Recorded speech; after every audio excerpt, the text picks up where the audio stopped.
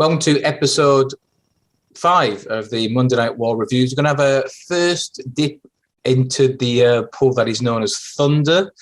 Going to have a look at the episode at the time of recording, 3 days before the 23rd anniversary, October the 1st.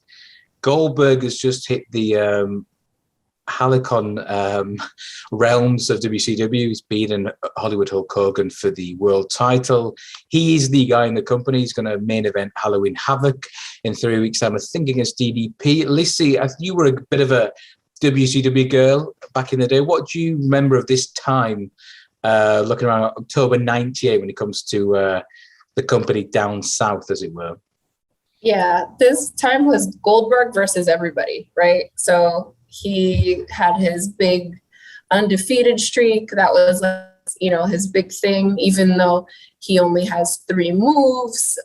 Anyway, he was just on top. He was dominant, and excuse me, and just having him and Hulk, and how it is. You need that villain for the face, and Hulk was just on top of being a bad guy. Everybody hated him. We're a couple years into the nWo era, and then Goldberg was that oh, save us, Goldberg, save us. So I think people were a little bit happy because it spiced it up a bit for a while. Do you think the comparisons between him and say Stone Cold are fair, or is it just because they're both of a similar physique, both bald, similar moves? Or is it just generic? I don't know about similar physique. I think Goldberg was a bit bigger than Stone Cold back then. I mean, what are you going to say? 2, bald guys that wear black trunks and whatever. I mean, persona-wise, Stone Cold was, such a badass. He was much further ahead. I mean, he could talk. Goldberg was Goldberg. He comes in, couple of, clotheslines, jackhammer, boom, spear. So I think, from a move set and everything else, I thought they were very different. They don't come to mind in terms of being able to compare the two for me. JJ, you're not a man. Again, being in the UK, it was very hard for us to watch Nitro. It was generally around 9 o'clock on when Cartoon Network flipped over. I'm guessing you haven't much watched of this era. What do you know of, say, October, late 98? We just had the nWo run. Goldberg's now champion. I don't know a lot. I was looking through this card. I was struggling with a lot of the names on here, like Cyclops versus Bra. I don't know either of those guys. It looks like the cruiserweight division is still going strong. Got Chavo versus Billy Kidman. And then, semi-main event, you've got Stevie Ray and Conan. A couple of good workers there. But, yeah, there's just a lot of names. Lenny Lane versus Van Hammer. 2 names that have escaped me in my my wrestling watching. And, you've got Goldberg in the main event. And it's absolute sacrilege that you would even compare him to Stone Cold Steve Austin. I mean, that is a disgrace of even the question. You can't say that. Well, this is the man who shared a ring with Arn Anderson and Bobby Eaton, so the pair of them can compare. But we will try to expand on your very basic knowledge already. So if you want to click play, the episode is the 1st of October, 1998. If you're looking on the network, it's Thunder 6311, and we will click play in 3. Hold on. What about for the US listeners? What's the Peacock code? Oh, whoops. Okay, got it.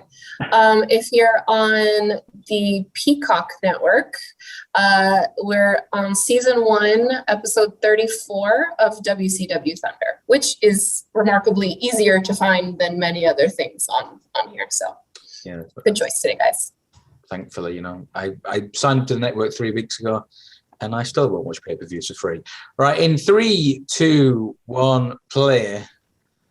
And this was the brainchild of WCW. Remember, the odd pairings of having a TV company own a wrestling company led to and it's kind of, if you listen to Nick Khan speak, he said they'd have SmackDown on for 3 hours and Raw for 4 if they could, because it's more money.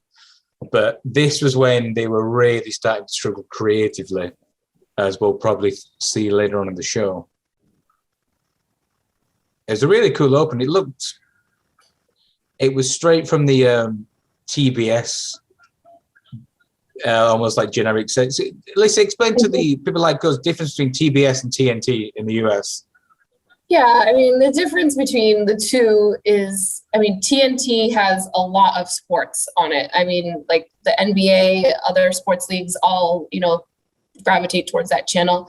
TBS plays a lot of older shows, reruns, things like that. So, it's not really known for me as like a big sports network, but getting this spot on here, I remember watching Thursday Night Thunder, if I'm not mistaken. I think it was on Thursdays. Yep.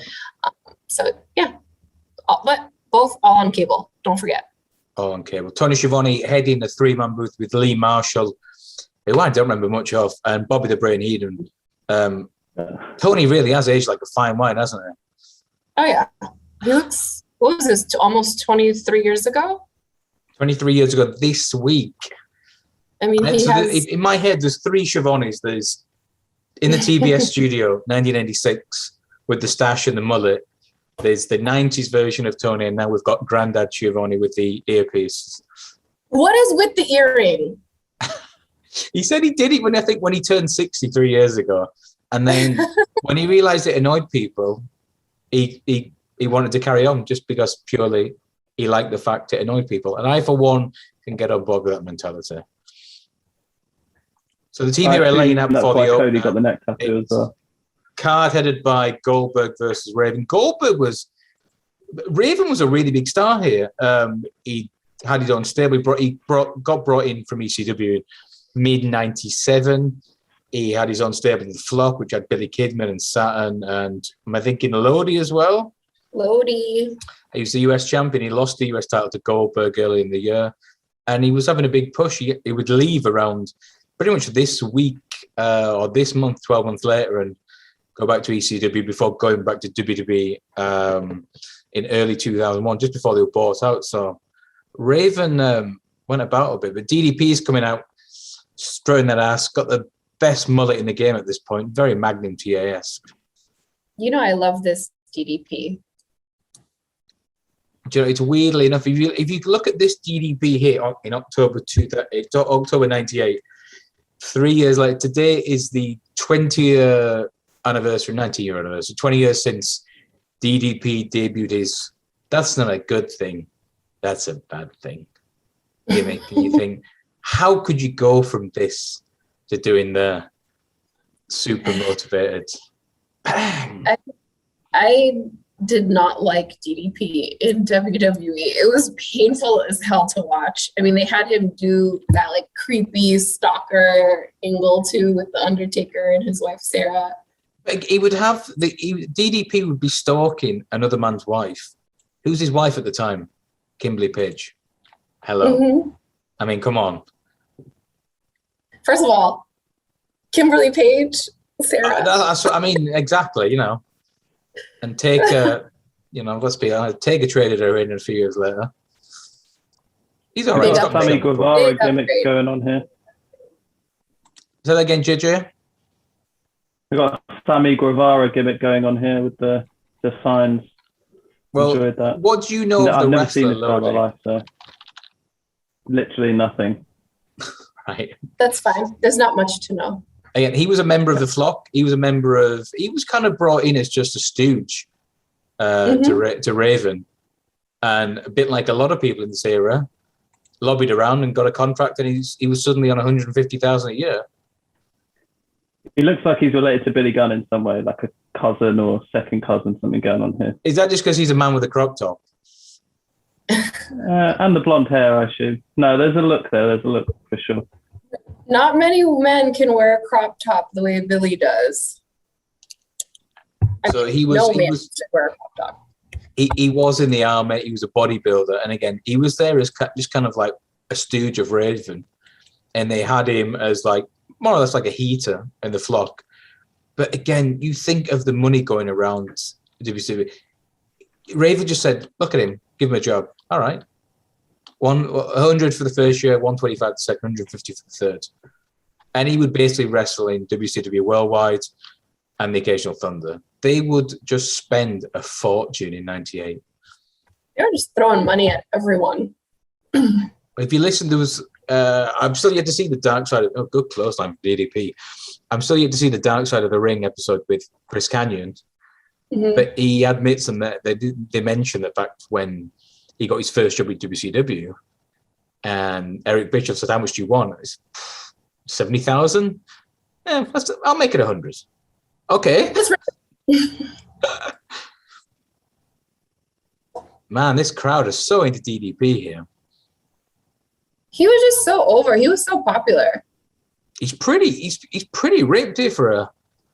He's quite lean. He's still got rocking a 6-pack. Well, and you have to remember, how old was he here? Diamond cutter, game over. I think he's like 40 here. Yeah.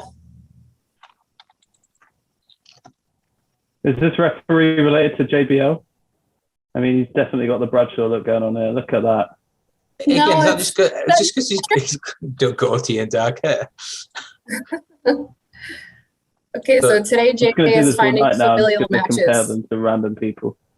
DDP is 42 years old here. Yeah. I mean, he broke into the business pretty early. And he runs the crowd. Look at all the Goldberg shirts look at the designs are crap. Just Goldberg in like Microsoft Word art.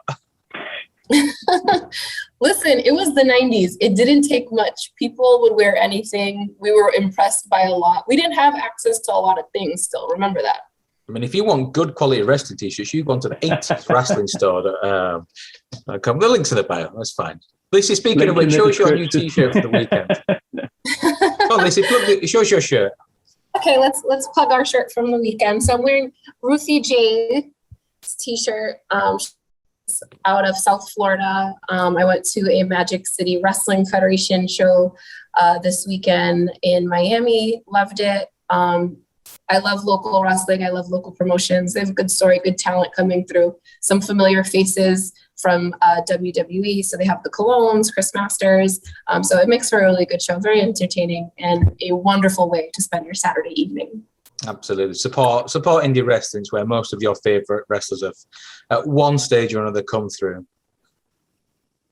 On to the second match at Jerry. Do you know, whenever I would see this, because again, I didn't watch a lot of WCW at the time. Whenever I saw Jerry Flynn, I just presumed it was a typo, because I got a lot of ECW videotapes, and I was obsessed with the Jerry Lynn Van Damme series in '99. And when I'd see anyway, Jerry Flynn. Do you mean Jerry Lynn, right? He looks like a hybrid between Tully Blanchard and Al Perez. Not Al Perez. Al Perez is a wrestler from the 80s. I'll educate with him in. No, but wouldn't you just change your name or like adopt a better name, especially if it's so close to someone else who was really well known at the time? Well, you know, if you listen to Adam Cole was on the Jericho podcast last week. Oh, I love a good singlet. Look at that, Mike Enos, great singlet, my man. And he says his name's Austin, which is why when Britt Baker first found him on Tinder, what the hell's it was Austin? Not Tinder. Yeah, it might be Bumble. I don't know. All, you know, any good sort of online dating site. But he said, like, there's that many Austins in the world of wrestling. Stone Cold Steve Austin. At the time, Austin Aries was a big deal, say 10, 12 years ago. So he thought, right, okay, Adam. And he says he's up until like 2 days before he was born, he was going to be called Cole. So Adam Cole. Nice. Oh, nice story. But there you go. But like you said, if you know your name, people are going to confuse me with Michael Cole. Steve Austin was called Steve Austin because when he broke in around the late 80s, Steve Williams was Dr. Death and he was a big deal. Mm-hmm. So you weren't. So I think the promoter said, "Yep, you're not being called that." JJ, have you ever seen these two guys before? Jerry Flynn and Mike Enos? No, I mean, Jerry Flynn, I assume that's a cousin of Scott Hall, right? None I'm aware of. What makes you think that? I'm just carrying on. I'm just carrying on the gimmick, mate. Right. Okay. The familial matches is just too much. No, I have no idea who either of these guys are. I vaguely remember him as a job guy. It's not Barry Horowitz, is it? No, he's not very good. But that's the thing. So WCW, they wanted Thunder to be a show just like Nitro. And this is your second match, Mike Enos and Jerry Flynn. You think they're into what, 9 months of this new show? I'm changing the channel. Exactly. Well, I think I was watching something yesterday, and it does make sense, especially like around this time when they brought Brett in. They were launching this show, and I know Turner wanted to have a bigger global presence because, of course, like as you guys were saying, right, like it was hard to watch WCW, lived in another country, and Brett was just so big in Canada and so big in Europe. So I think like this was part of his expansion plan, but it was, it wasn't a show that I watched every week faithfully the way that you watch like SmackDown or Raw. And Eric Bischoff cites it was around this time when Turner was being taken over. It was the Time Warner merger, which meant he would generally just go above. If he had any pushback from, say, Turner executives, Ted's got my back. I'll just do what I want. I've got that like ace up my sleeve. Ted will back me up if it ever comes to. And at this stage, Ted's sold up, so he's having to go through layers of hierarchy. And again, having worked in big companies before, it's painful. And he was really starting to struggle in terms of, I think at this stage they were banned from saying the words like foreign object, big scoop slam. Mike Enos is quite. Oh, the straps are down. You know what's going on now. Kurt Angle style. Don't steal my gimmick. What is your gimmick? The comparisons. No, I didn't say that they're cousins. People are people's cousins. Oh, wait, here's his cousin coming up. Oh, this is drunk Scott Hall. Oh, wow, I forgot about this. You mean drunk Scott Hall, like real life Scott Hall at the time? No, that was in late 98. They actually would have just Scott Hall come out acting drunk. I know. No, I know. I'm saying, but much in line with the real life Scott Hall. Well, they always say, don't they, life will very, very much end up portraying art.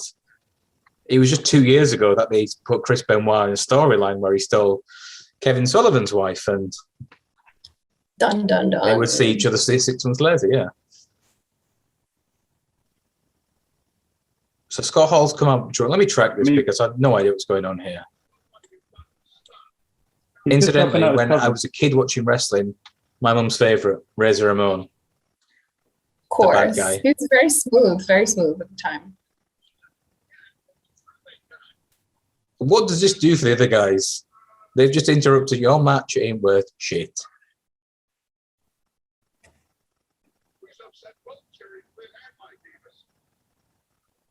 Surely you just go for a roll up or a schoolboy now. If I'm watching Monday Night Raw, well, Scott Hall's knocked out Jerry Flynn, who therefore wins the match by DQ. He helped his cousin out, did him a solid, got him the W. Lissy knows. Oh my God, Mike Enos is one of the Beverly Brothers. Do you remember the Beverly Brothers? Yes, the Purple and the Genius was their manager. And the Genius would say a really stupid poem beforehand. Yeah. They had better to keep, find a tree because you're going to get counted down to 3. Come on. Oh, drinking the phrase. Oh. Virgil's come out here just to hold his drink. Nice of him. Virgil. I think he was Vincent at this time. He was Vincent, yeah. Razor's Edge. And Jerry Flynn.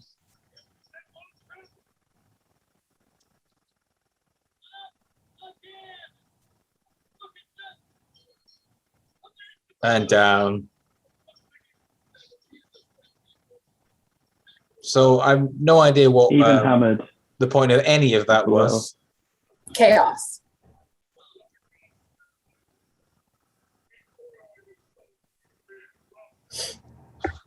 He was so cool, though. Imagine doing this for 10 years. Virgil just earning a fortune, just being a stooge, being a lackey. Just being a backup. Can we just... How'd you get that over as a game? because it went with his vibe. But can we just talk about really quickly? Scott is wearing a Diamond Club t-shirt, and that's What is the definitely Diamond Club? It's definitely a strip club in Orlando. How do you know, Lissy? Oh, I know things. I just know things. JJ, I'm going to turn that into a gift. That was tremendous.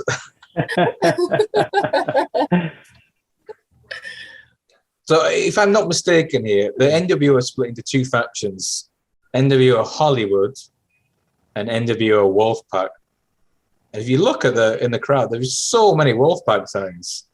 Because Wolfpac was way cooler. Because think why? about it. Their music, it was just their music for me. Their music was lit. I had all the wrestling albums. I'm not going to lie. I would play them all the time. All day. I didn't even have a CD player. I used to play them on my PlayStation. Same. WWF The Music Volume 4, hands down the best. I think 4 and 5, if I remember correctly. So I think so. That's it. I never had them. Yeah, you're too young. Oh, bless. What are you talking about? They made. JJ's like 30. 32 in 2.5 months. Really? Oh, such a baby. Right, so the outsiders have split, which obviously swerve, bro. Scott Hall comes out to help him win the title. 2 months later at Starrcade, when Goldberg loses a streak. It's just you know what? That gets a lot of I suppose wrestling on Twitter. Everything gets shat on. I don't think it was that bad. Like at the time, listen, you'll remember this. Kevin, the Wolfpac was so over. They were. Kevin Nash was getting. Is he actually smashed here? Otherwise, he's a tremendous actor. I think he knows might what be. it's like to be drunk. Like he's got Would a lot. Would you not use the term method actor? So. I don't know. He pulled off his finisher pretty well twice. Yeah. Yeah, but I mean, he's times. The eyes are slightly glazed. I don't know if that's something that you can What is it? The eyes, Chico. They never lie. Yeah, the eyes never lie. Yeah. Now, just having a look at later on down the card, we've got Canyon against Scotty Riggs. I believe it's pronounced Cyclope. JJ, not Cyclope. Butchering the Hispanic language, against Wrath. Cruiserweight title match, Billy Kidman defending against Juventud Guerrera. Van Hammer against Lenny Lane. Disco Inferno against Damien. And the main event is, at the minute, it's going to be Raven versus Goldberg. But the semi-mains, Conan versus Stevie Ray. So in terms of stars, not much going on. Who suggested even looking at this? This was definitely the B show. And they booked it's hard if you treat it like that and you book a card, it's really hard to get people want to care. That's what I'm saying. Like this was the B show and they booked it like the B show, and all of the was the B show. So if nobody went to school the next day, like, oh my God, did you watch Thunder last night? Like, not a soul.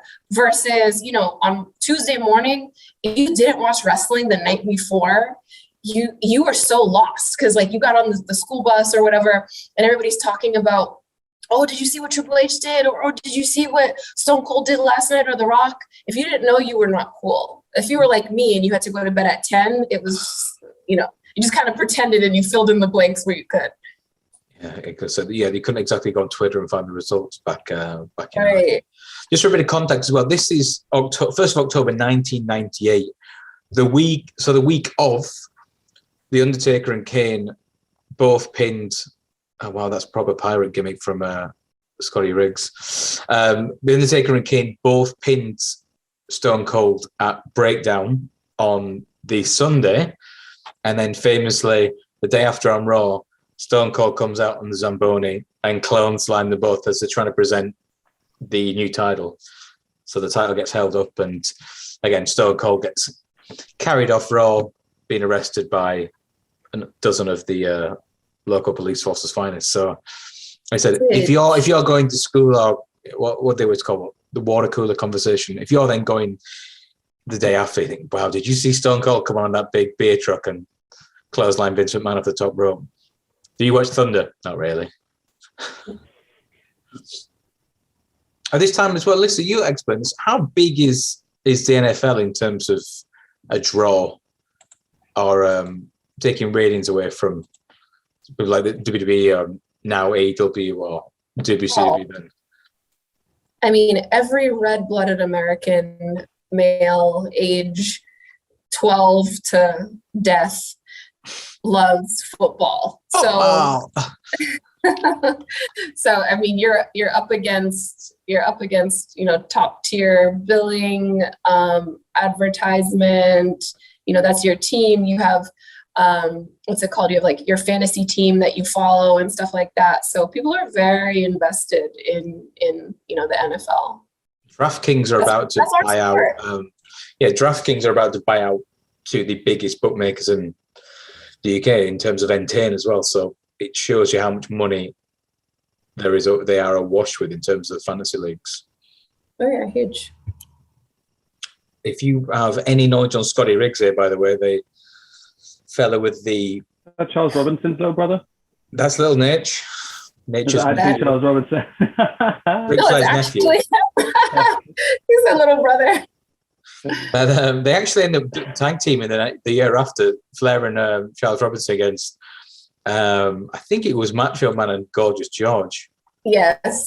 So Gorgeous George was a stripper that Macho Man took a liking to and ran off with. So, oh yeah. Fair play to the Macho King.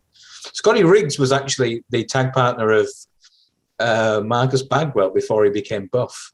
Back in 95 as the American males. JJ, you're just looking like you're staring into space here.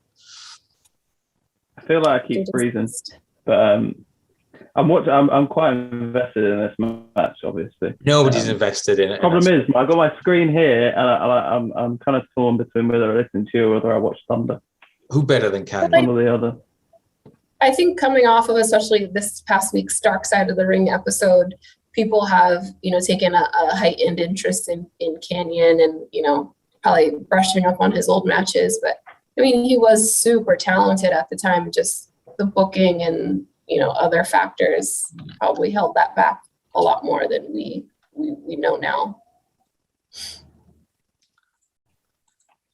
Yes, quite. If you want to elaborate on that, you can at Lissy Almeida. No, I'm not going to talk on that. My pages have lost enough followers the last few weeks. Don't do it. Yeah, so it was a really interesting time. 98, I'd say for me as a fan, this is probably the hottest year, just in terms of we are now building. Again, on this day, so the day we're filming, it was Breakdown in Your House, where you had The Rock win. It's so weird to think the ascent he'd have up the ladder, but The Rock would win a 3-way cage match with Ken Shamrock, and it's weird that Ken Shamrock's never gone in the WWE Hall of Fame either. Ken Shamrock and Mankind did a 3-way cage match. Again, you had Edge against Owen Hart on the card. I think that's Bradshaw against Vader. So it was still quite a year in transition, but one was definitely going in that direction, whereas the NWO had peaked by this stage and was very much cooling off. Yeah. I mean, it's hard for me because I'm coming in and watching bits and pieces of WCW, but was the whole NWO and all the directions that they were taking as confusing for people watching week to week? Because it's so hard to keep track of who's where and who's angry at who and what's going on. Well, it seems constantly evolving. I think especially growing, splitting off into factions, Yeah, I think at the time, they had to split them because there was just so many members of the NWO. It just kind of started feeling okay, if it's an exclusive club, people want to be part of it, right? But then when it's you just literally have everybody in NWO, it's okay, is it still as cool when you have the people that previously you didn't even really care to see as part of it? So I think that was a big piece of them splitting to the Wolfpac because they kept that cool factor in there. But it was hard. It was extremely hard to follow. Yeah, I watch like sporadically around that time because again, being a British kid, you're pretty much brought up to be a big WEF fan from an early age, just because of the accessibility. It's so much more easy to watch. But I'd flick back and forth and watch now and again, like every couple of 2 or 3 weeks. I'll try and record it. Again, it was a lot more difficult, but you'd see the fact that the I suppose factions, whatever you want to call it, squads, they chopped and changed so much. Like this guy's now in here, and then the Giant was in the NWO. He was on the first. Then he was kicked out. $1 Million Man was kicked out. Mr. Perfect was there. He was a horseman for a few weeks. Jeff Jarrett was around both. It was just really hard to follow. Yeah. So you think, can't be bothered. Right? I know Gozzy did the channel. Stone Cold's a guy who's going to try and become champion and kick Vince McMahon's ass. Mm-hmm. Yeah, and Shawn Michaels will be wearing something sparkly. Listen, what? Why are we always coming for Shawn? What? It's an easy target. Leave him alone. It's like making a joke about Prince Andrew. Right, I need to track the time there. 26:49. That's when we can get a nice meme of Lissy's face. It's all about the social reactions. I'm gonna start being stoic because I'm scared. Be more like Tully Blanchard, yeah. I can teach you how. Give me a shout. What did JJ say? He's going to teach you how. Follow his lead. I know.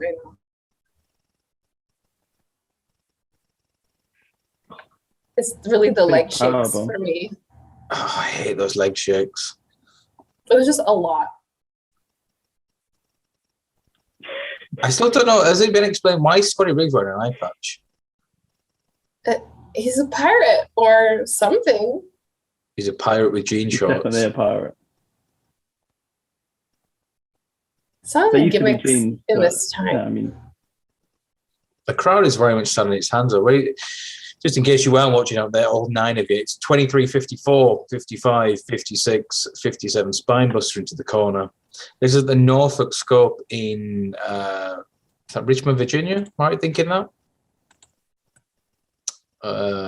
Norfolk, Virginia, yeah. Which used to be a big hotbed for the Crockett's. Oh, STO, a great move.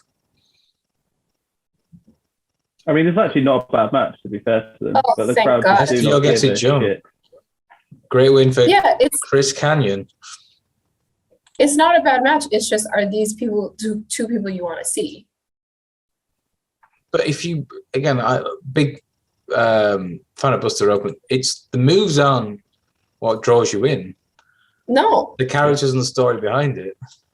Yeah. So like if you had like someone who was more popular or a higher profile person wrestling Canyon, you'd be like, okay, great, this is a great match. Because Canyon's going to go out there and put on a great match, but it just depends on who he's wrestling. Yeah, I mean, they're showing the clips of the highlights. Great drop kick by Scotty Riggs. Great swinging neck breaker, STO. Again, I just watching this though.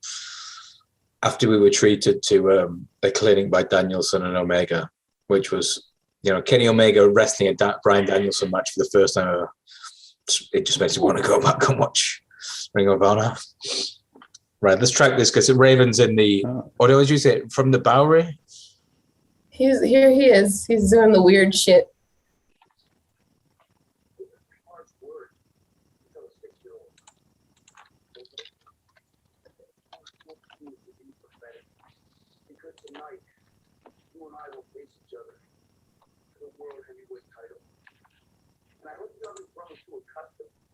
To wear the 40 pounds of gold around your waist. Because you no longer will. Because tonight, you will. I love that he always used to close out with, quote, the Raven, nevermore. So that's Raven preparing for the main event as Goldberg. Yeah. And you forget, Scotty Levy at this point, he was Scotty Flamingo. He was in WCW in the late 80s. He used to host primetime wrestling with Vince McMahon in around 92, 93. Left, went to ECW, found this character that Paul Heyman fell in love with.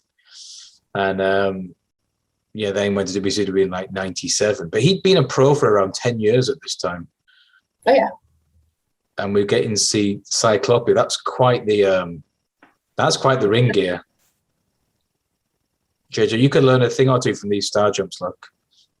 And these moves.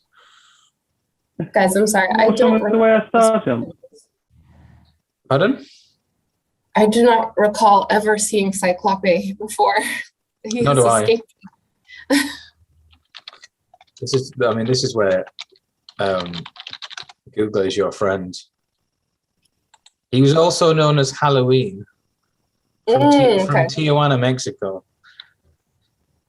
Another one that I think Conan got a job from AAA. There you go. He won an abundance of titles in AAA. He was ranked 89 of the 500 best single wrestlers in the PWI 500 in 2006. So don't sleep on Cyclope. Okay. Listen, give us right. Raven would always be billed as from the Bowery. What is a Bowery? We don't have them in the UK, or they're probably called something else. You know what? Right. I really don't know. Right. Is it where? Hold on. So Hugh Edwards on BBC News would go to John Suchet, who would be the United States correspondent, and he'd fill him in with all these little tidbits. I'm feeling like we need a bit more insight from across the pond. I don't know. Honestly, like I mean, when I think of the Bowery, there's like a few like bars and restaurants named the Bowery. The So Bowery. I think it's affiliated with that. I don't know. I mean, I think Raven's character is just super unique, though. I love this Raven too, because he was like at that. It was still in alignment with the whole grunge period. Was that popular in the UK? Yeah, like Nirvana in like the early 90s ish. Yeah, it was like close. This is like the ending out of the period, but I think he made up that character a little too late. If he started in like 94, it would have been lit. I'm pretty sure he was in like 95. He had a big feud. 95 he had a big feud with the Sandman, where he basically brainwashed Sandman's kid. Dad, you're a drunk. I'm not with you anymore. You know I'm what? with Raven. I do remember this. And the Sandman, being this base-willing, big tough guy, breaks down crying in the ECW arena. And I was like, the Sandman's son was always involved in his storylines. Dad, you're a drunk. I'm with Raven now. I'm with Raven now. Paul Heyman, honestly, in the mid-90s, Paul Heyman was a genius with ECW. I'd definitely go back and watch a lot more of that. You're missing Wrath, by the way. Destroy Cyclope. So if you know who Wrath is, A man who has had more gimmicks than Lissy has wrestling shirts. Listen, I look at him, and I think Atom Bomb. Yes, in the big bright colors, 93. My WWF annual 1993, him in bright colors. Yeah. That's a hell of a bump. And then he became what I remember. I had his wrestling figure, and it came with it because during that time in the late 90s, everything had to have like a weapon with it, you know. Of course. Good for the kids. His was like, what's it called? Like one of them big balls with spikes on it. Is it like a mesa? A mace. And I remember my mum going, "Why does your wrestler have this? What's going on here?" You know, he hits the guy with it. I'm pretty sure he doesn't hit. Oh, he does. Yeah. Does in his matches. When you had the toys that came with like a weapon or whatever, you always lost the weapon. Oh, he nearly fell on that drop kick. That was lucky. Yes, and I remember like it was weird. Like I remember one of the best ones was a commentary box that would break every time you threw someone over it. And that's when the table started becoming everything. Lockers that you could break. You're encouraging violence. Absolutely. This must be some form of pump handle slam. The crowd are going nuts according to Bobby. Let's track it. Not bad. Who do you recognise with the pump handle slam? In my head, Ron Farouk would always do a cracking pump handle slam. Was it the Road Dogg did it as well? Road Dogg. There's quite a few in this era, man. Like, yeah, it was everywhere. But Brian Adams would soon become chronic and then soon be chopped out by Undertaker and Kane just a few years later. Did Test do the pump handle slam? Yeah, he did. Yeah, good shout. Yes. It generally just Finally offered something to this show. I love that slide out to the ring. Face first, absolutely creamed. Also, WCW had like the weirdest endorsements. This gum, nasty. It was never anything that you wanted to buy. Like WWE was always affiliated with like Burger King and Skittles and like things that you know kids actually ate. Like I don't even this gum. I don't know. Everything was second tier back then. I'm pretty sure I remember the Castrol Oil Slam of the Week. That was big in 98. Yeah. There was some like boots. They used to have like a boot of the week. Chavito. Sponsored by some kind of boots. Did you say that this was Chavo versus Hoovy? Chavo versus I think Billy Kidman. What's with the horse? Oh yeah, you're right. Yeah. No. I'm not confused. I thought you said Hoovy earlier, but it is Kidman. The line of my head was Hooven to Guerrero, but they clearly that's just a cock-up. Yeah. Do we know why Chavo's up there with like a fake horse? That was the question that Lissy had as well. Yeah, no one knows. Answers in the comments.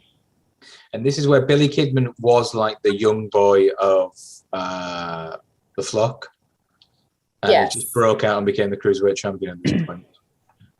I just want everyone to know that this time was where I really had the biggest crush on Billy Kidman. I thought he was so cute.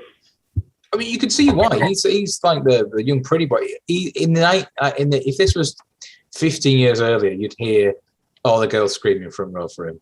Mm-hmm. I think That is a much better shout than Shawn Michaels. I'll give you that one. You know what? Whatever. Shawn was still my number one, but I'm just saying. I mean, just look at him. He's so handsome. Yeah, he's a babe. He was seeing Tori Wilson around this time as well. Yes. Man. So Chavo's positioned his horse. I don't even know what you call that horse on a stick. So the horse is called Pepe. That's his name for it. AJ with close I'm cap. not joking. That's what they just said on commentary.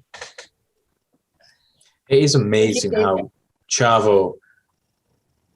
I don't say he's obviously aged. This is 20 odd years ago. How great moves, but he looks quite distinguished now. We've just seen him on AEW as Andrade El Idolo's manager. I don't know. Agent. Something to that effect. Life coach. Yeah. Translator. Yeah, possibly. Yeah, that might work. But those Guerrero genes are strong, and now he's. So,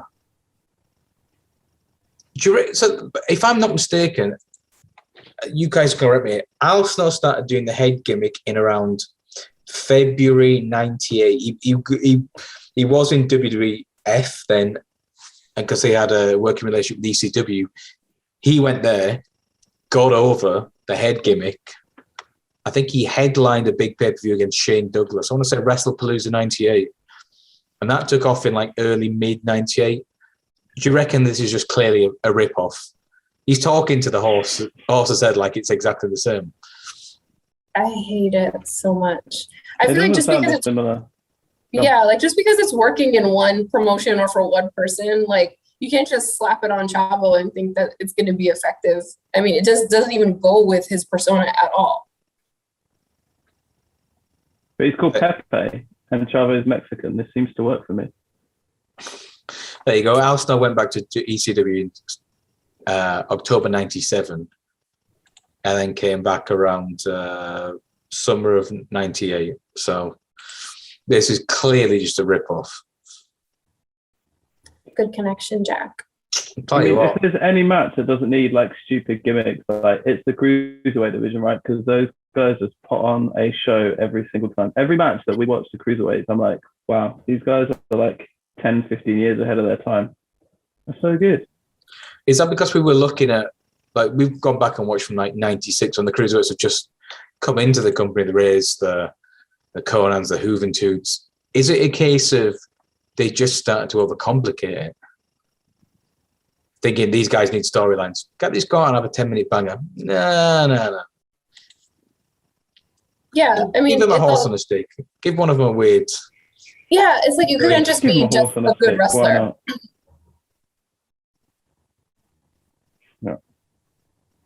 I mean, also, I think it was good too because we didn't have, if you were a big WWF fan at the time, like they didn't really have cruiserweight. They brought in, you can Michinoku came through. They brought in the Michinoku Pro guys late 97. WWF tried to copy WCW. They brought back the light heavyweight title. The light heavyweight, exactly. Nobody cared. I loved Taka's matches, and I remember watching it like a 10-year-old going, "Why are the crowds dead?"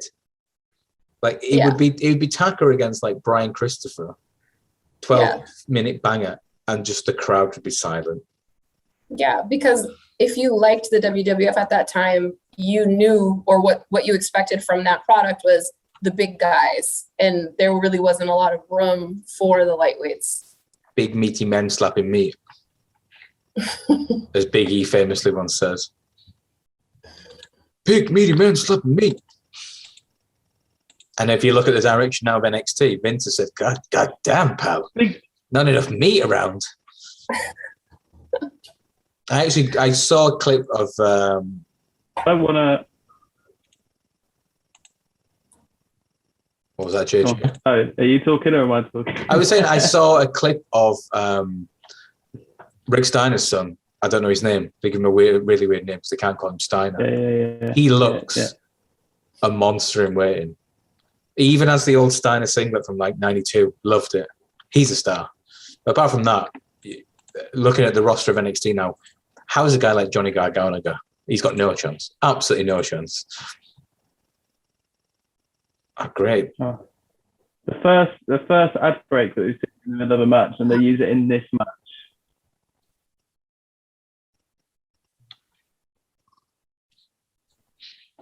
I don't know if that's supposed to be like a. What the hell is that move called? Falcon, like a weird Falcon arrow. Slightly botched. Big closeout from Chavo. Yeah, the crowd's just not really into. Oh, he's got the horse out. No. It's so painful. I can't. And you've got Bobby trying to put him over at the same time as he starts dancing. Bobby was the best. Bobby was the best. JJ, have you got any thoughts on Alexa Bliss? Kind of not happy with a doll. What's the doll called? Lily? Lily. Anything from Extreme Rules? Rest in peace, Lily. I haven't watched it. I never liked the Lily gimmick. And is it a gimmick? It's kind of weird now that Bray's gone, that she's still running with it. Like, I don't really get it, but yeah, the whole thing's just stupid to me. I get some people like it. It seems to actually be pretty over with the fans, but it's not for me. Like, she's such a good wrestler in her own right. And this is kind of what we were saying about these guys having a fucking horse gimmick. Like, she's so good in the ring. You don't need to give her this stupid stuff. That's me. But I mean, I know that there's a crowd out there for it, so I just want to see a pose with the belt like that again. It is very over with the crowd because it's a continuation of Bray Wyatt, who everybody loved. But I love Alexa Bliss. I think she's super talented. I don't necessarily think she needed that to give her any more edge. Like, she was just, she's a great talker. She would just come out. She was the goddess, so she had that going for her, and she has like an incredible moveset. So, I mean, I think they just really liked that gimmick and they didn't want to lose it. The problem is, if they actually came up with like a decent storyline progression over a long period of time with her and Bray, Yeah. could have been something that was interesting, but you just got a doll sitting on a turnbuckle winking, and then Piper Niven has lost the match because she was distracted by it. It's just like, come on, guys. There's no planning like month to month, year to year. It's just like, hey, there's a doll. Let's do this. All right, write it down. Right, go out there and do it. It's just like, you just can't trust the process with these guys at the minute. It's frustrating because there's so many talented workers there. Yeah, I don't watch Raw. I listen to the What Culture review. And when they mentioned the fact that the dog winks, I've got to find this clip out. The clip's got like 4 million views on their YouTube show. So that must be, they'll class that as a success. But thinking, who sits in a room and goes, well, have the dog wink to dog? We can sort that out. Ugh. But imagine being in the audience, Big power right? slam. Like, you didn't see a doll winking. You're just like, right, she's looked at a doll in the corner. Yeah, but it's like, come on, I don't know. It winds me up. Billy King going up top. No. Billy Kidman was doing the shooting star press around this time, right? Yeah. That was and then I think he had it banned when he came across the TV because he botched a lot of them. Oh, that was a big superplex. He flung him across the ring. By the way, if you ever get the chance, Paul London, best shooting star press in the game. Matt Sydal, close second. Better than Brock. I was going to say you don't think Brock is the best. I only ever seen Brock do it once and he fell out and he concussed himself. Did he do it again? Mm-hmm. Woo!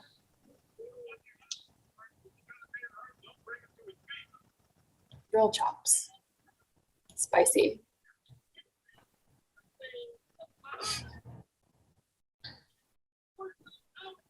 That wasn't a power bomb, Tony. Come on. No, that was like a bit of a modified spine buster. Yeah. Cruiserweight version of the power bomb. Great shooting star press. 1, 2, 3. One thing I will say about WCW, I always liked the way the bell sounded. That's a really weird thing to say. It's a different bell. It's weird to think. Just 2 years later, they would try. JJ, if you've not seen WCW in 2000, man, it's a car crash. Absolute car crash. So Vince Russo would have the new blood feuding with the Millionaires Club. So it was basically the young up-and-comers against the old guys. And they tried to build a program around Kidman against Hulk Hogan. And just nobody's buying it. And you've held me down, you've held the rest of us down. And like Kidman's that size and Hulk's this size. And but also it's not, these things weren't false though. No, but it's the heel. He's the heel. You're the babyface fight from underneath. Flip it round. The young guys were supposed to be the bad guys. Anyway, it was all over. There was like a swerve a week. Vince Russo found bloodbaths in around May 2000 and would do them like every other week.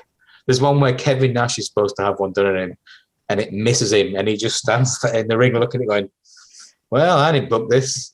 I mean, Big Sexy was just so cool. Like when WWE had that like 3-month obsession with using a shark cage in every match. Like it seemed like every pay-per-view Sunday there was someone locked up above the ring in a shark cage. They just like booked it for a month and they're like, right, we got to get our money's worth out of this. Yeah, I think Slaughter went through it. China. It was that was very early 98. Yeah. All right, JJ. We'll move on to the next one. What do you know of Lenny Lane? Nothing. Nothing. Yeah, literally. Sorry, I answered for JJ. Absolutely nothing. So who is his cousin, JJ? Just if we're gonna keep going with it. He's got to touch the Jericho's about. But I can't work out who. I think Jericho. That's not who I saw, but yeah, I can see it. Yeah. Like a second cousin. Second cousin. Not close. And then you talk about the lineage of the Cruiserweight Championship. He was a Cruiserweight champion in 1999-2000. So that shows you what happened to the belt. There you go. Lenny Lane got this guy was just seen there 12 months later would defeat Rey Mysterio for the Cruiserweight title. Madness. Oh, and then we have the Dude Love ripoff right here. Debuted in 95. He became a jobber, got himself a contract, and he stuck around for 5 years. Genius. I would too. Oh, Shit. yeah. I think by the time I think they said by 1992 that they had 140 wrestlers under contract. I'm not surprised. Just massive roster. I think it was a guess of the trainer. So they had WCW Pro, there was WCW Saturday Night, Nitro, and Thunder. So a lot of wrestling that nobody cared about. This was like WWE before its time. It's like 23 years ago. WCW was the blueprint. How not to book? Lissy, what do you know of Van Hammer? Absolutely nothing. This is really the only time that This is really bugging me because What's Lenny wrong with you? Lane's really reminded me of someone, but I can't remember the name of the guy that he's reminding me of. It's bugging me. I mean, I'd love to be able to help you, but It's Dolph Ziggler. there's not really It's much I Dolph can do. Ziggler. No, JJ, you heard me? Oh, I don't know. I'll think of it at some point. It's Dolph Ziggler, no? It's not. It's not.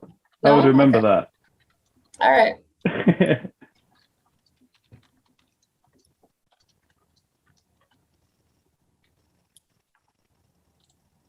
Alright, should we just talk made me about realize it. something And that's this not is the this time when match? there's. I could hook it like this is the time when there's no distractions, no phones to play with. Imagine having to sit through 2 hours of this, No, just same channel. and just to think, But it's okay. Goldberg's going to main event, so you know you've got a good match coming. do you know the name you're thinking of for Lenny Lane? Do you not think he's got a bit of the Shane Douglas's about him? Let me see. I felt like the last guy had more resemblance to Shane Douglas.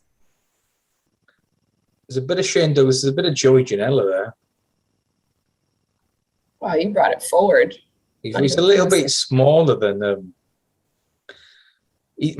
Both of them good clothesline, good physiques, but from what we've seen so far, there's generally been big lads. Like Van Hammer, there's so many of these wrestling things. How did these get on TV? When you look at how much Van Hammer would end up being in the Misfits in Action, which my dad loved at the time because there was a girl called Major Guns who had two very big guns and would pop every time it'd come on TV. Bill the Mop, it was called G-Rection. I mean, Lenny Lane's got the look. What look of a jobber? This guy's definitely got the look to be. He's got the look of a jobber. I don't know. I disagree. I mean, A I think he looks good. But yeah, I mean, no one gives a shit about this match today. So Well, it's like there's no build up. Like you I don't feel even know bad why that they're. there's people watching this show on YouTube and they're like, "Wow, I don't even want to watch it." Yeah, why are they wrestling? What's their motivation? Who's their character? What's the reason behind the match to feud? What's the reason for life? Again, that check. That's the reason for life. That's Well, it. that's true. Yeah. Oh, I like that spot. He's basically keeled. We've got a Raven promo to look forward to after this match, so that should get you through, guys. That'll be okay. I mean, I really like his gear. I don't understand the idea of the Van Hammer's gear. Oh, please don't drop him. That was almost supposed to be a brainbuster, and That was scary. yeah, when he's hanging mid-air. Modified Alabama Slam. 1, With authority. 3. We call that. That's over. Thank God. I can't understand that the hair is just. He looks at what's the guy who used to lead singer of Nickelback? Is it Chad Kroger's? Yes. That's his inspo. Van Hammer. I don't think that's a compliment. Yeah, I mean he's got a great tan. It's a bit weird that they are walking out of the ring at the same time as each other. There, that's stay selling a bit more, Lenny, please. He's walking back, cutting a promo to the camera, and the other guy's walking past him. This is a good sponsorship. 1-800-COLLECT. All the kids like that, don't they? Love it. We'd have that back in the UK, right? It was just a call. Was it? So you could use a phone without paying, right? Is that the Yeah, thing? if you're stuck in the middle of town, this is like 20 years ago. If you're stuck in town, get a pick and pay for A red one. a big red phone book. At least he's been in the UK. Right, we've got another promo from Raven. Let's track it. Some stairwell. It's also funny how no one ever truly brings the fight to Goldberg. I mean, not even WCW's heroes. Almeida, Page, and let's face it, neither one of them really ever took the fight He didn't. to Goldberg. As far as I can remember, the only two people who ever really gave Goldberg a run for his money He's physio. was Saturn and myself. And last time Goldberg, you barely beat me. And this time, you won't. Hope the Raven never war. Iceman, Team Malenko. What are the eyes on Malenko? Ooh. Good promo Did package he for Team reference Perry Malenko. sat in there, right? It'd be a price on. And Dean Malenko's actually a horseman at this time as well. I loved Dean Malenko. It was still mad to me that he was number one in the P. Again, I know the PW Pro Wrestling Illustrated 500s of work. He was number one in 1997. Ahead of like Goldberg, Sting, Stone Cold, The Rock, Shawn Michaels, Bret Hart.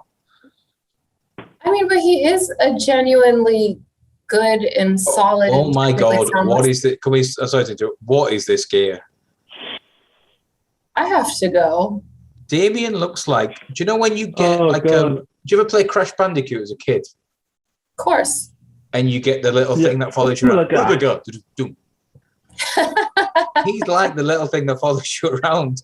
It's like Oh my God. your like first life. I'd forgotten about that until this very moment. Is he supposed to be like some kind of hockey player or something?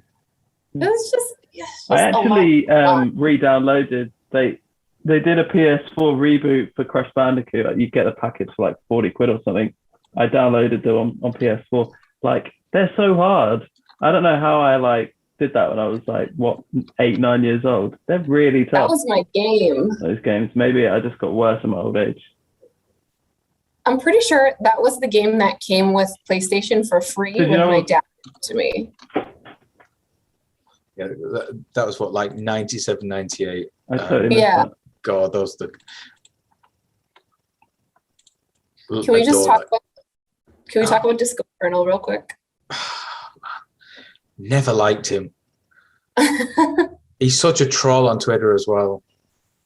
Yeah. Well, I mean, he has to stay relevant. And he was very good friends with Vince Russo, which helped him a lot. I'm pretty sure, was he on the booking committee in TNA as well? Was he? Len Gilberto. I'm pretty sure he was. But you think, oh man. He was in the Wolfpac. Like, I'm sure he was. I'm rolling my eyes. After not getting success, there you go. After not getting any success with Alex Wright as the Dancing Fools, he would join the Wolfpac in late '98. How? Has there ever been a successful dancer gimmick? I mean, Fandango got over for a hot Fandango! minute with his fantastic theme music, but like he's never done anything since, right? No. But then he got with Tyler Breezango, but lost the dancing by that point. That shirt really hurts my eyes. Yeah, it's a Actually, little the pants aren't exactly any better. Yeah, as a dancer, Jimmy Valiant was quite big in Memphis in like the early mid '80s, but he was the boogie woogie man. He wasn't to be taken that seriously. How can you be taken seriously as a dancer going into a combat Cannot. sport? Cannot. Well, first of all, it's 1998. Disco's dead. So we could start there and end there. I mean, whenever I see him, I just automatically thought of Disco Stew. Yeah. Disco Stew doesn't compromise. It's I kind actually of funny think I going back to have- Ravens promo. Say again? So I was just going to say it's quite funny going back to Ravens promo that he was saying that him and Saturn were the only guys that have given Goldberg a run for his money, and then our last episode, they were curtain jerking in the Battle of the Jobbers, right? For 2001 WWE. Yeah, well, yeah, that was 2000. I mean, they weren't WWE guys. 98. I think Goldberg. If you look at the pay-per-views in early '98, Goldberg faced Saturn in back-to-back. I want to say Super Bowl and something else, and then he had a little series with Raven. Goldberg wasn't great to work with. Like Regal tried to go out there and give him a match for about 8-9 minutes, and Goldberg came out and said Regal was shooting on him, and anyone who tried to have a match with Goldberg, they couldn't. He was too green still at this point. So it's just a case of you had to work with apparently him. On that Regal story, Regal said in his book that he was trying to. They had 9 minutes for the match. He was trying to like do stuff. Goldberg wasn't doing anything. Yeah. It was just like a deer in the headlights. And then backstage, Goldberg apologized to Regal. Was like, I don't know what happened. I froze. And like they were all good about it. And then later on down the line in interviews, Goldberg was like, yeah, like he basically shot on Regal rather than even in recent interviews, Goldberg has still blamed Regal for it. He had no business in that ring with Regal. I trust Steve Regal. He could tell me the sky's green, and I believe him, to be fair. So I'm probably biased, but I take Regal over anyone pretty much every other week. Period. We need to get Lissy. You need to get your own shirts, Lissy. One of them is period. The other one is not Regal. Not SmackDown. Jack, you're basically becoming a city girl right now. Just so you know. Oh, really? What's the traits of a city girl? We can't get into it. No, we don't have enough time. That's a big pile driver for 2 minutes into a 2.5 minutes into a match. Oh, That's game over.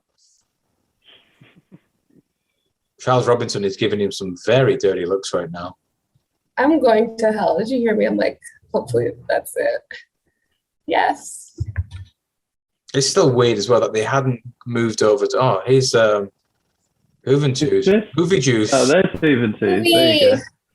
He actually gets a decent pop as well. I love Hoovy. Hoovy was the crowd have woken up.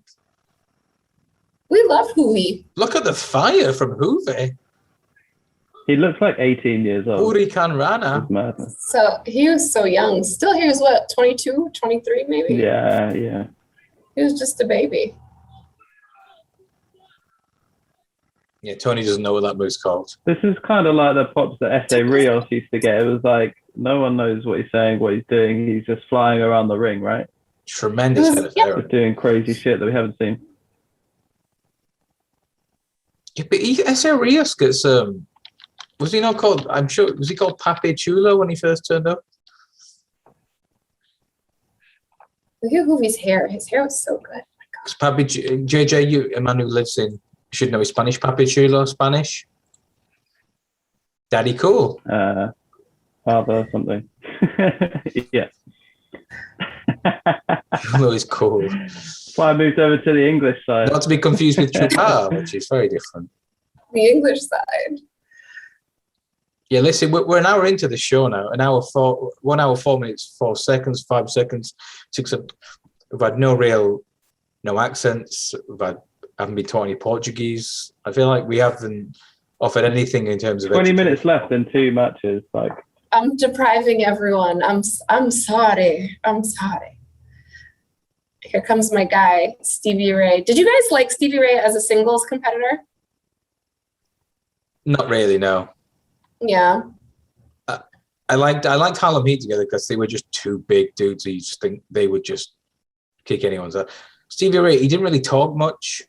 Mm-hmm. And Booker was always the more athletic guy. So, again, if you want to always go back to the Rockers comparison, Sean's the breakout star, Brett and the Anvil.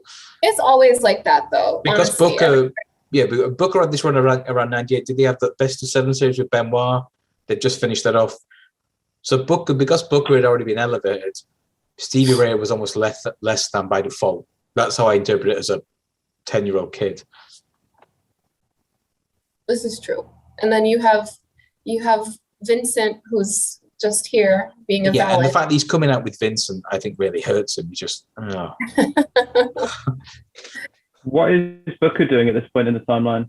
He's just had the best of 7 series with Benoit for the TV Yeah. title. Good matches We're as well, watching really this. good matches, and that really helped elevate Booker as a single. You know, if you have 7 matches with Benoit in this time when he's probably near his peak, you can't not come off in a better place. What was the style you described this as before, Lissy? Cholo. Cholo, right?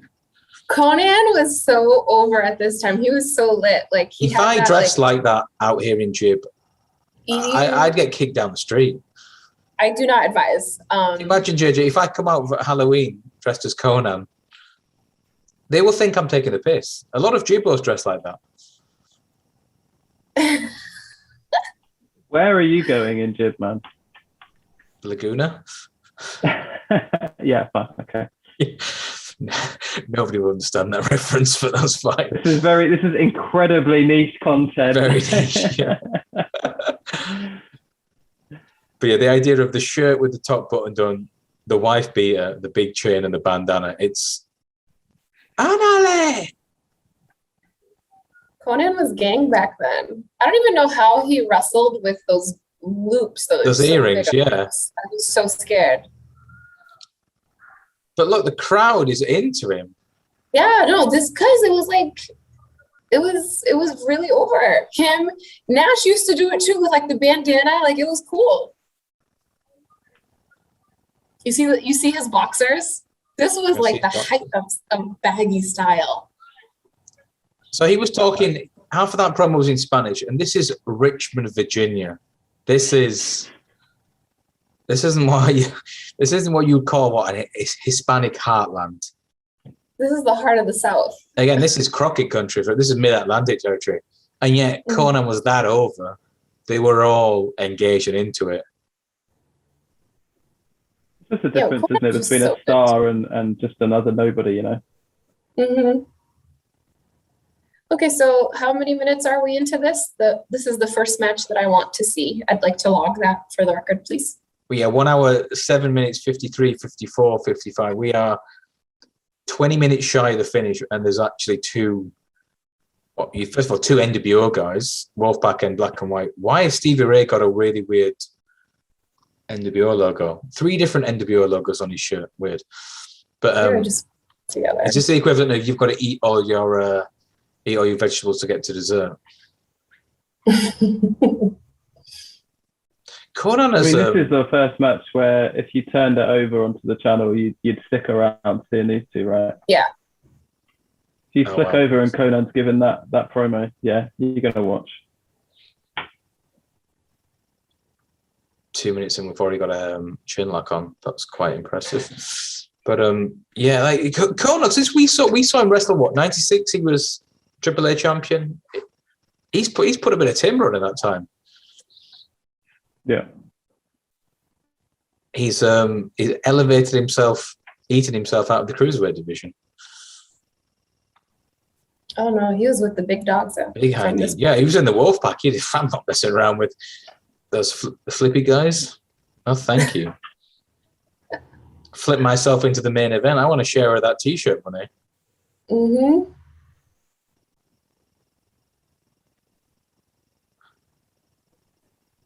I hate that the referee shirts in this time. That's a really obscure reference. It's a little like Ring bell, good. Referee shirt. Ring bell shirt, ring bell good. Referee shirt, but it's just it's very 80s boxing. Yeah. I was trying to think of where I'd seen it. JJ, did you stay up and watch the boxing on Saturday? I did not. Really? I'm just so sad. I Lissy, really did you? love I really love AJ, but just if this is it, just say that. Dosser. He's just lucky that he doesn't even fight He's Tyson my Fury. hometown hero. We have a gold post box in the town centre because he won the gold medal. But Where's he from? Sad man. Watford. Oh, right. Yeah. Can you tell people where Watford is? I don't think we know. I've only ever been there once. That was because I got that drunk after Villa won the playoff final 3 years ago. My tube, I fell asleep on the tube, and the last stop was Watford. And I had to get woken up about 2 o'clock in the morning. Come on, pal, gotta get off here. For the non-British people, the tube is the train. No. It's the underground. It's the underground. It's like the metro, right? Yes, sorry. We just The call it the subway. train. Yeah, the subway. The subway, there you go. I was partying so with the Villa Watford- players that night, and got absolutely shit. Watford is the Watford's like the last stop, the place where you north book your bit of hotel if London. you're going to Wembley Stadium. Yeah, the most impressive But if thing there was you're going to heading. Wembley Stadium, everyone just jumps a few stops down the line. It's not a bad night out, but yeah. Got it. Why's Virgil getting involved here? Vincent. Yeah, it's hard. I can never call him Vincent. And Stevie Ray's hit him with, is that a shoe? The slapjack. The slapjack, right. Remember that was his thing? The match goes 5-6 minutes and then ends in a DQ. I'm telling you, WCW 98 is WWE 2021.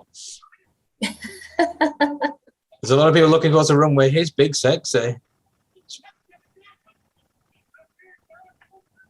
Big bad wolf. I tell you what, he struggled to even find him with that boot. So the only high point so far, we've had a Conan promo, a nice little slap on the bum to say, get your ass up for this. We've had two outsiders edges from Scott Hall, and now the jackknife from Nash. That was And everything else has been garbage. Conan's just excited to see him.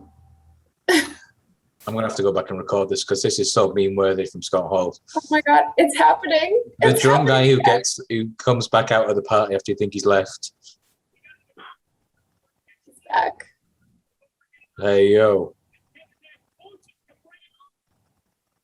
I feel like all of these like spots are just like so long and drawn out and just like it could be interesting, but it's just like they just want to take over the show. I just find this tedious. It's a lot. Honorable mention, I love blonde Kevin Nash. He was a good-looking boy, even more so around this time.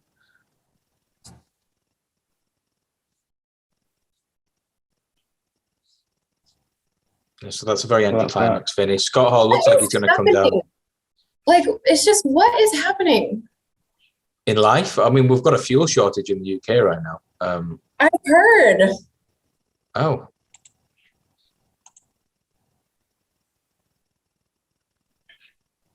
And they're trying to hype up Hogan and Warrior at the upcoming Halloween Havoc, which I think got voted by the Wrestling Observer the worst match of the year, if not one of the worst of all time. Are you going to make us watch that next, Jack? Yeah. I can't do it. Halloween Havoc 98. DDP gives Goldberg, I think, his best title match to date, but yeah, Hogan Warrior, not for me. So, did you guys love Warrior when you were little? Like, yes, we loved him. Loved him. I had the Coliseum video as well. Just everything. He came here, and it was just like, who the hell is this guy? Where is he, Lissy? WCW. Duh. Oh, WCW. I thought you meant like your hometown. No. Just WWF Warrior versus WCW Warrior, just night and day. And can you believe they've brought Michael Buffer in for the main event? He would get paid $50 grand for this. On Thunder. Thunder. This is a pay-per-view move. So there's 10 minutes to go left on the show, and the main event is being announced by Michael Buffer. But Bischoff said bringing out DDP. Why is DDP coming out? because he's the number one contender. Right. Okay. Like I said, he faces Goldberg at Halloween Havoc for the title. All right. So, okay. But Bischoff says like Buffer was always really keen to do it because he'd be doing boxing on a Saturday, and then he's free for the rest of the week. So he'd go and do Nitro, go and do Thunder, work for 5-10 minutes a pop, get paid $50,000 for a stint, and say, guys, when do you want me? This is easy work. Ooh, pull up. Sorry, this is like pertinent right now, but it's like. So DDP has joined commentary alongside Lee Marshall, Bobby the Brain Heenan, Tony Schiavone. And the crowd in Richmond, Virginia don't really necessarily sound that ready, but nevertheless. It's kind of like, this always annoys me when you've got like a title match right before the other title match that you're building to. It's like last night when you had, was there, like Finn versus Roman, and it's like everyone knows Finn can't possibly go over because they've already started building to Roman versus Brock in oil country. Crown jewel. I mean, everyone knows Raven's not going over anyway, but it's like there's got to be like a 1%, right? But obviously you've got DDP sitting out there ready to get in Goldie's face after he beats another one of his victims. Did you just call him Goldie? I might think he didn't. DDP sued Jay-Z for that as well. No, I think, didn't they try to sue DDP and then they lost? Yeah, DDP owns the rights to that, whatever that is. But he's been he's been doing it forever. And Raven coming out dressed in, I mean, there's a place in Huddersfield called the Parish, where he would fit right in. Slightly more alternative place. I got drinking there all the time. All the girls I work with at Coral would go there. But the leather jacket, long hair, insert band tee here, and tattoo. I feel like Kanyon did not fit with this gimmick with them. Like he wasn't grungy enough. Yeah, he was playing the part of her.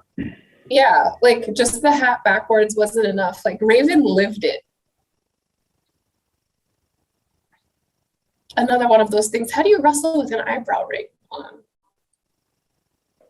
I don't know. By the way, going back to a conversation we had a few weeks ago, how nice was it to see Punk in trunks this past week? Oh my God. You guys, you have to let the long tights go. He tried it. Did he look better with them, yes or no? I literally don't care. Thank you, JJ. I was going to say, he didn't look better, but I also didn't care. Well, I, for one, disagree. Right, we'll try it. Goldberg's making his famous interest with the big drum beats in the background. 12 of Virginia's finest officers. DDP is putting him over on commentary. The best part about Goldberg is his entrance. There is 6.5 minutes left on the show. From Bruce Buffer to the ring, to the ring bell. Yeah. From Bruce Buffer to the starting bell is longer than Michael Buffer. Itself. Sorry, Michael Buffer. Bruce Buffer's brother. Yeah, wrong spot. Even better catchphrase though, I'd say, but Bruce. But and now you'd be lying if you say, as a kid, you didn't do the.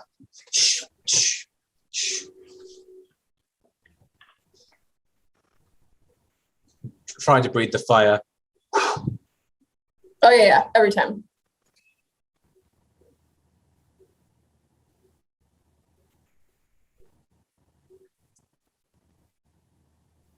Mesmerizing. What did I just say? The best part about Goldberg is his entrance. Correct.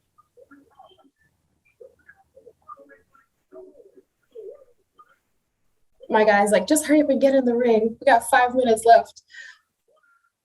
The man with the power spear. They do a good job of like giving it that big fight feel, right? But it's like it's like, you know, the main event of a boxing night where you've got all of his crew around him and you've got the ring announcer and everything. Right.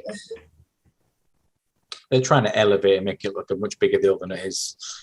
He's 147-0 at this point, and the problem is, if you listen to people backstage at this time, Goldberg had bought. He was the man. He beat Hogan in front of one of their biggest crowds ever at the Georgia Dome, because he was so new to the business. He didn't understand. We made the Austin comparisons.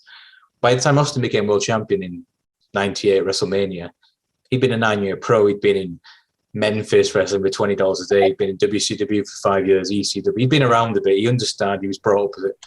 Goldberg just presumed he'd just keep winning forever. Like he wasn't really properly smart enough to the business. Hence, like you mentioned, like Regal saying, "I tried to have a 9-minute match. I just didn't know what to do." So at this moment in time, we are 4 minutes and 16 seconds away from this tape going out, and this is the main event of the show. I'm trying to work out what band he is. That is that Limp Bizkit? Oh, I have to see the front. Again, like you said, very grungy. That was very of its time with Raven.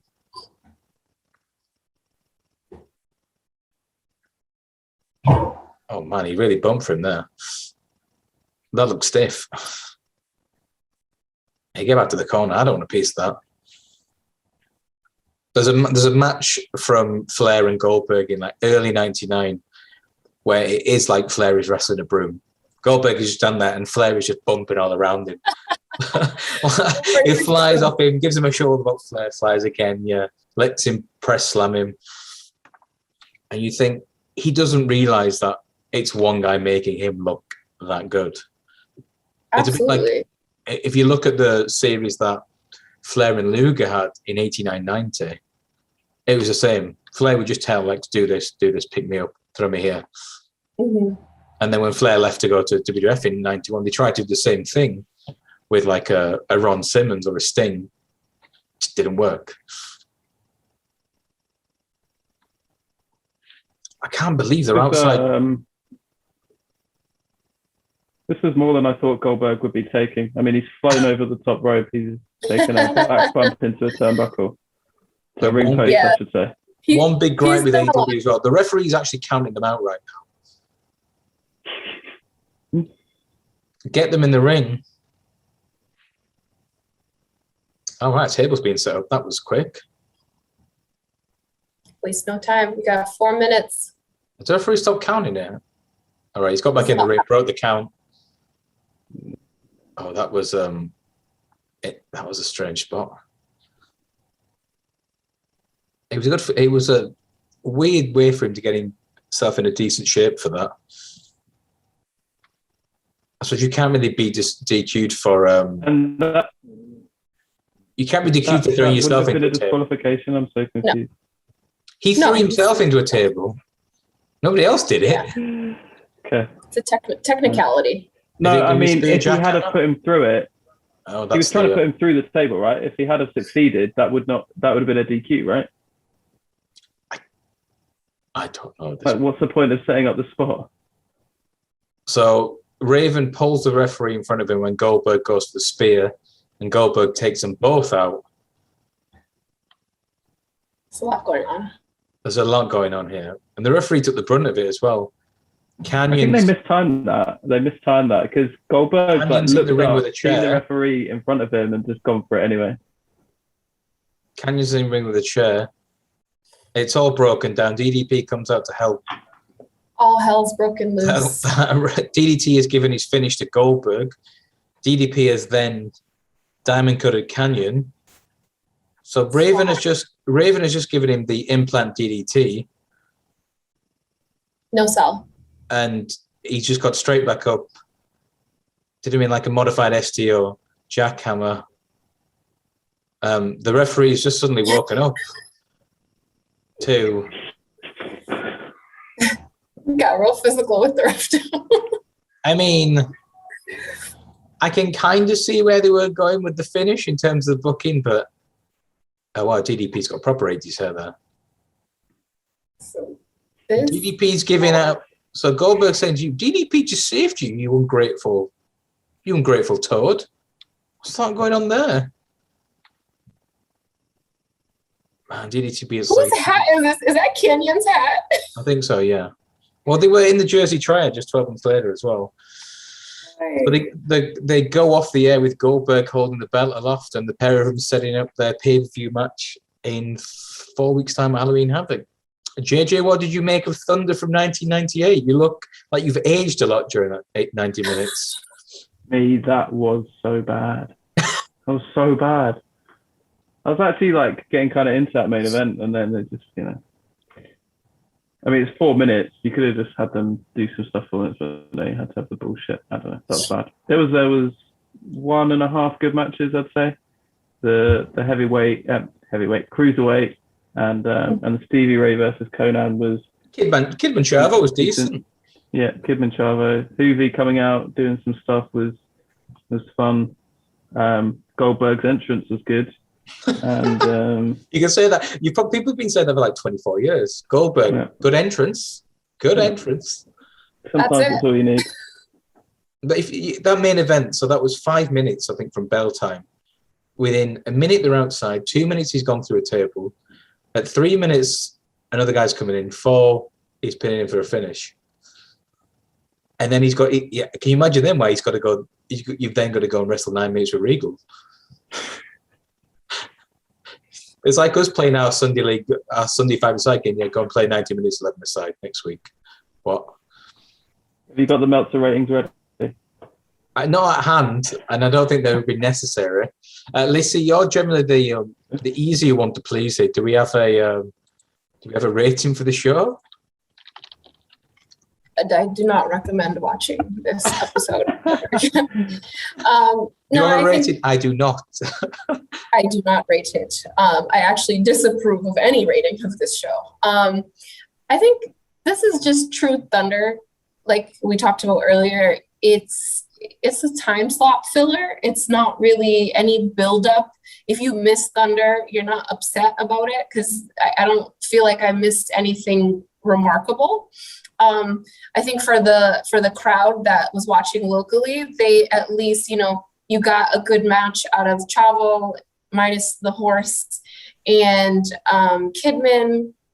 And then, of course, you got to see the Wolfpac or a couple members of the Wolfpac. So you had Nash come out and, help K-Dog. So at least, they were at least a little bit live for that. Maybe that should have been the main event, to be honest, because I feel like this main event it just kind of ended and no one really cared because it was so quick anyway. Would you not argue that Goldberg, if you want to use the Ultimate Warrior comparison, Goldberg was an attraction. You kind of get bought into the hype and then you're just happy to go with it, regardless how short or, anticlimactic it is. Do you think they were trying to build a similar type of main event player in the same way? Because he couldn't go out and wrestle 12, 15 minutes, whatever. Yeah, I mean, I think for lack of a better way to say it, Goldberg didn't have what the Warrior had. Like the Warrior came out, he had his tassels, he had the boots, the colors, the long blonde hair, like he did all of his calling to the heavens. He used to cut those crazy promos, but they were interesting because you're like, what the hell is this guy talking about? He had charisma. Versus Goldberg, it's like he comes out, he's wearing black boots, black tights, not a lot of, investment in terms of what he looks like. Of course, great shape, huge guy, doesn't really cut a lot of promos. It just says you're next. I remember even being during this time, yeah, it's cool. He goes out there and kicks ass or whatever, but that's it. It's quick. It's okay, it happened. I'm over it. What's next? Yeah.